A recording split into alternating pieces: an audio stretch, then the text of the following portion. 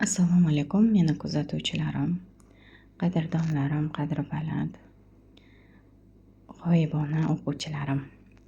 Sizlarni yana bir foydali bo'lgan ma'lumot bilan bo'lishmoqchiman.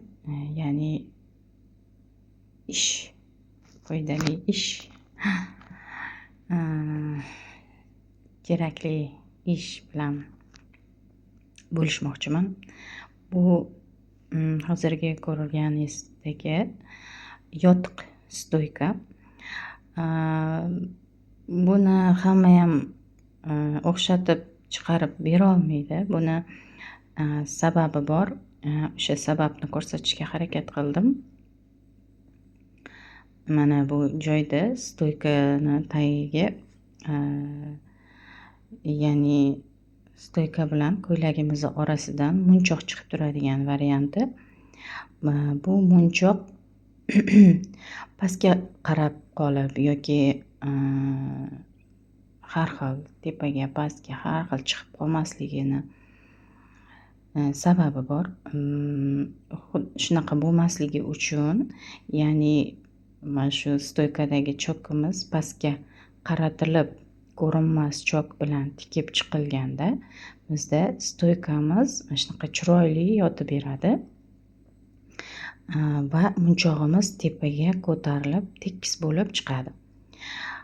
Shuni har doim yodingizda tuting. Qo'l bilan tikish baribir qaysidir joylarda kerak bo'ladi. Mana shu joylarini ko'rinmaydigan qilib tikib chiqishingizga ancha vaqt talab qiladi deyishingiz mumkin, lekin bu men o'zim tikkan vaqtim videoga oldim boshlangandan. Bu atigi 7 daqiqani, bor yo'g'i 7 daqiqani oldi. O'shaning uchun erinmasliklarini tavsiya qilardim. Iloji boricha mana shunaqangi nozik joylarda qo'l bilan ishlov berishinglarni.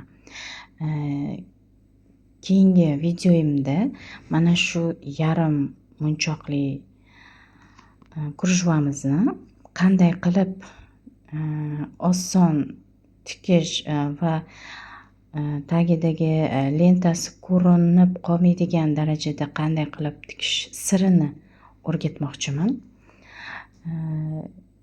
Agar mana shu videomi tagida ko'proq layk yig'ib, obunachi ko'paysa, Xudo xolasa keyingi videoda o'sha videoni chiqaraman. Ya'ni mana shu kristal yarimtalik krujvani oson usulda mana shunaqangi lentasi ko'rinmaydigan qilib chiqarish yo'lini